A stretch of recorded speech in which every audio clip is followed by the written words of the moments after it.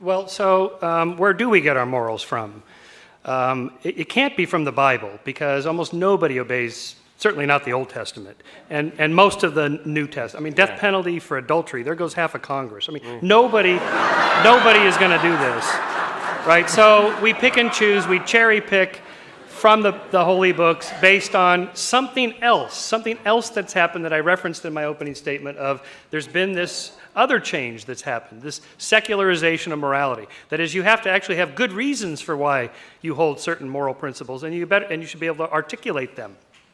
And so that's been the change there. So even if you and I both listen to the still small voice within to decide what's right or wrong, Dinesh, I'm claiming you're not getting it from the Bible, and I'm not either. We're getting it from somewhere else. I think we've evolved this propensity to have moral emotions, and then culture tweaks them, and we've been getting progressively more moral. But what's telling us what is actually right or wrong? But I think science does tell us what's right and wrong. Sorry, Lawrence Krauss. I think science does tell us what's right and wrong in a real way. Really? We have learned, for example, the scientific facts that certain animals can suffer, for example, affects our decision of how we should treat those animals, whether we should eat them or not eat them, or the scientific evidence that certain people of certain colors don't have different intellects, different capabilities, has changed the way we deal with other humans. But at bottom, science has determined the way we behave in the modern world. And science is telling us what's right or wrong. Yeah, I think so, because it's telling us how the world actually works. Ian Hutchinson. That is, would you lose your morality? Would you? Would you give it up? Would you lose your sense of right and wrong? Would you just be adrift without a rudder? Would you turn to a life of crime and sin? If your answer is no, of course not, I would still love my family, I would respect my friends, I would honor my word and my commitments, and I would obey the law, then you've just assented to my position that you don't need God to be good. If your answer is yes, without God I would hate my family, cheat on my friends, dishonor my word, and disobey the law, then you've just revealed something deeply disturbing about your moral character. In other words, if you lack morals, it's because you lack empathy and character, not God and religion. So let's ask ourselves, what makes something right or wrong? Now, Dr. Turek has just presented the position that's roughly called the divine command theory, or what I call the ask God principle.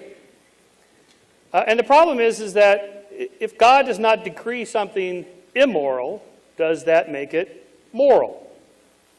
The seventh commandment, thou shalt not commit adultery, if God had not included that in the Ten Commandments, would that make adultery moral or acceptable? If you're not sure about this, ask your partner. They'll let you know. It's the first part of my answer. Thou shalt not rape is not even in the Bible. In fact, quite the contrary. Yahweh orders his warlords to rape all they want. That's one of the benefits of being a warlord if you win. This is in the Old Testament in many places. In any case, how are we to know God's moral commands? Well, we have a book. Well, if you read the book as a moral guidebook, does that mean we should condemn gay marriage and condone slavery? That's what it says we're supposed to do. I doubt anybody here would condone slavery, although I suspect a good number of you are still against gay marriage. But you won't be for long. Within 5 to 10 years, you will all be in favor of same-sex marriage. And you all say, I got that from my religion. God loves everybody and so on. But you're not saying that now. This is an example, contrary to Dr. Turek's, that, in fact, we do change our moral values over time. We shift them according to the changing moral zeitgeist. So here's what happened. About 5,000 to 7,000 years ago, these small bands of hunter-gatherers began to coalesce into chiefdoms and states. As long as the numbers are small, informal means of behavior control and moral enforcement operate quite well. As soon as the numbers are too large for these informal means, shunning, making people feel guilty, gossiping about them, making them feel embarrassed for their bad behavior, As soon as the populations are big, there's too much opportunity for free riding and for cheating the system and taking advantage of it and getting away with it. So two institutions evolved. Government, to set up a set of rules and everybody gets a copy, and religion, in case you think you got away with it, you didn't, because there's an eye in the sky that knows all and sees all and keeps track of this. So this is the second part of how humans construct religions and gods, because we need it for moral enforcement. It just so happens, by contingency and chance, religion and government was the first on the scene. Now, what's happened in the last several centuries since the Enlightenment, in addition to the trajectory that Professor Krauss outlined for you, science displacing religion as the primary means of explaining how the world works, something else has also happened. We've slowly but ineluctably replaced religion as the primary source of our morals and came up with the clever idea that you actually have to have a reason why you have certain moral principles, and we're going to write certain laws. You actually have to give evidence for why you think this is a good law or a bad law or a good moral principle or a bad moral principle. And that has been the trajectory of the Enlightenment since about 200 years ago. And so again, what's more likely, that one of them happens to be the one true religion and the one true God, and all those others that have been constructed are false gods, or that, as we can clearly see, anthropologically, socially, psychologically, and so on, this is what people do to get along. They construct religions, they construct moral systems, and so on. We now know that we can do this without gods. In fact, we do it quite well without gods. Northern European countries do just fine with much lower rates of religiosity than we have. It is possible to do that, and that is what we've been doing. Now, I want to finish with just one comment on the resurrection, since Ian brought that up. Let me just, leaving aside the scientific evidence for this, just think about what it is that is being said here. God, they are monotheists. They believe that there's just one God, and that Jesus is God manifest on earth, and he is your Savior, and you accept him for redeeming us for sins we never committed. Somebody else in the past committed them. So as I understand this, God sacrifices himself to save us from himself. Now, Dinesh may make the argument, yeah, but religion is good for people. It makes them more moral, they're healthier, and so on. Well, that may be. But what we're looking at here is, by deconstructing it, well, what is it that makes people obey the rules if they think they're being watched? So it's not that religion has a monopoly on that. They were the first to exploit that idea. The invisible eye in the sky is watching you. But as we've seen from Northern European countries that have pretty much the reverse of the percentages of belief that we have, maybe 10 to 20% believe in God, and the rest of Scandinavia countries, Norway, Denmark, Sweden, and so on. And they get along just fine. They have much lower rates of crime and abortion and STDs and suicide rates than Americans do. So one question is if religion is so great, then how come we have amongst the highest rates of social ills compared to these Northern European countries? We now have a lot of evidence from cognitive psychology that this begins at a very early age, perhaps as early as age 2 or 3. I'll just give you one experiment among many. Jesse Baring's research with little children who are brought into a room, and they're given one of these little balls with Velcro on it, and you throw it at the dartboard and it sticks on it. That's the goal. So they're brought into the room, but they're not allowed to just do that with their good hand. They're turned around and they have to do it backwards. So they're really bad at it, as any of us would be. And then the experimenter leaves the room, and he says, just do the best you can and come out and tell me how you did. So of course they all walk up there and just stick it on the thing, right? All right. Part 2 of the experiment. The little children are brought in, and each of them is told, right next to the dartboard is a chair here. On the chair is Princess Anne. She's an invisible princess, and she can see everything you're doing. Experimenter leaves the room. All of a sudden, the children stop going up to cheat. The shadow of enforcement, the sort of infusion of agency of an invisible being in a chair that sees what we do, keeps track of our moral behavior, begins at a very early age. Our brains have evolved this capacity for agency. That's the earliest God beliefs. Okay, next line of evidence.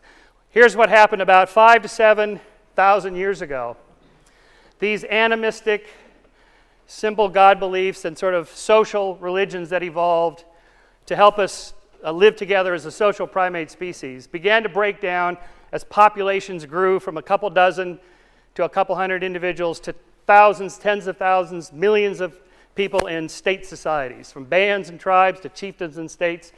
We needed some more formal means of behavior control and enforcing the rules of social cooperation. Two institutions evolved for that: government and religion.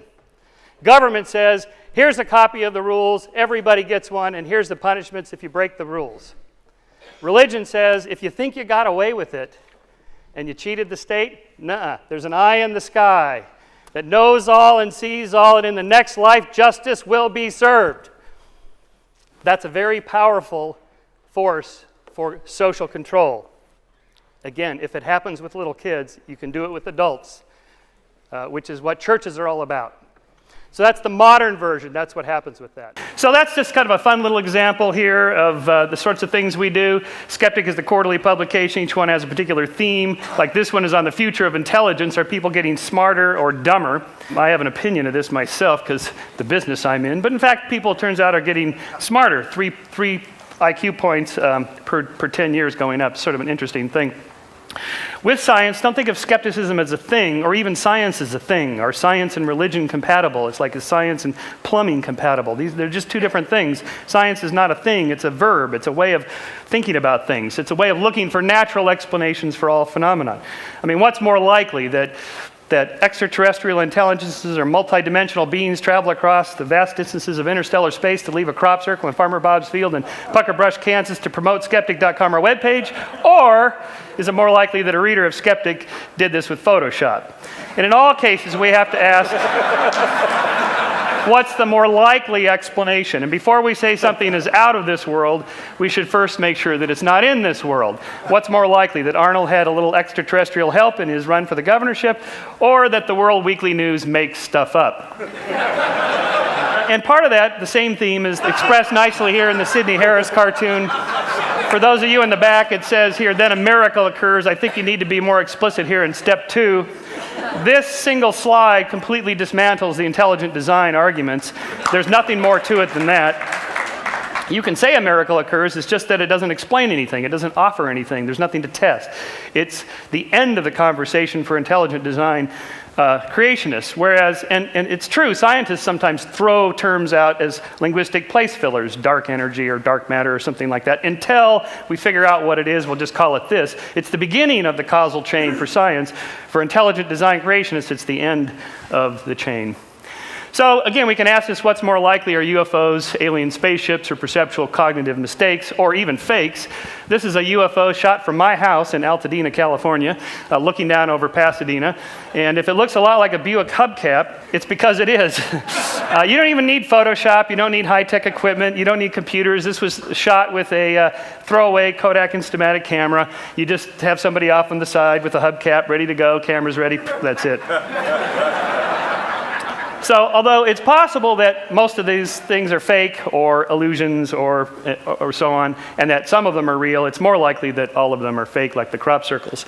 On a more serious note, in all of science, we're looking for a balance between data and theory. In the case of Galileo, he had two problems when he turned his telescope to Saturn.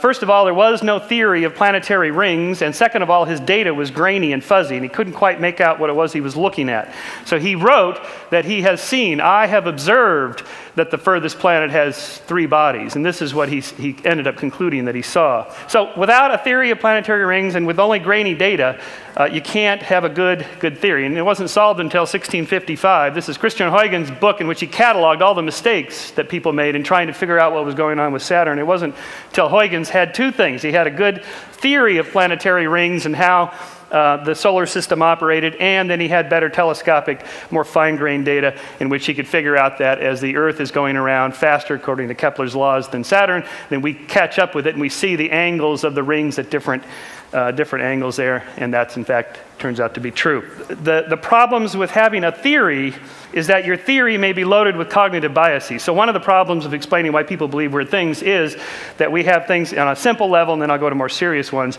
like we have a tendency to see faces. This is the face on Mars, which was in 1976, so there was a whole movement to get NASA to photograph that area because people thought this was monumental architecture made by Martians. Well, it turns out here's the close-up of it from 2001. If you squint, you can still see the face. And when you're squinting, what you're doing is you're turning that from fine grain to coarse grain. And so you're reducing the quality of your data. And if I didn't tell you what to look for, you'd still see the face because we're programmed by evolution to see faces. Faces are important for us socially. And of course, happy faces, faces of all kinds are easy to see. You can see the happy face on Mars there. If astronomers were frogs, perhaps they'd see Kermit the Frog. Do you see him there? Little froggy legs. Or if geologists were elephants. Religious iconography discovered by a Tennessee baker in 1996. He charged $5 a head to come see the nun bun until he got a cease and desist from Mother Teresa's lawyer. Here's Our Lady of Guadalupe and Our Lady of Watsonville, just down the street, or is it up the street from here? Tree bark is particularly good because it's nice and grainy, branchy, black and white, splotchy, and you can get the pattern-seeking. Humans are pattern-seeking animals. Here's the Virgin Mary on the side of a glass window in Sao Paulo. Here's the Virgin Mary made her appearance on a cheese sandwich, which I got to actually hold in a Las Vegas casino, of course, this being America. This casino paid $28,500 on eBay for the cheese sandwich. But who does it really look like? The Virgin Mary? Has that sort of puckered lips, 1940s era look. Virgin Mary in Clearwater, Florida. I actually went to see this one. There was a lot of people there of the faithful come to be in their wheelchairs and crutches and so on. And we went down and investigated. This to give you a size, that's Dawkins, me, and the amazing Randy next to this 2.5 story size image. All these candles, so many thousands of candles people had lit in tribute to this. So we walked around the backside just to see what was going on here. It turns out wherever there's a sprinkler head and a palm tree, you get the effect. Here's the Virgin Mary on the backside, which they started to wipe off. I guess you can only have one miracle per building.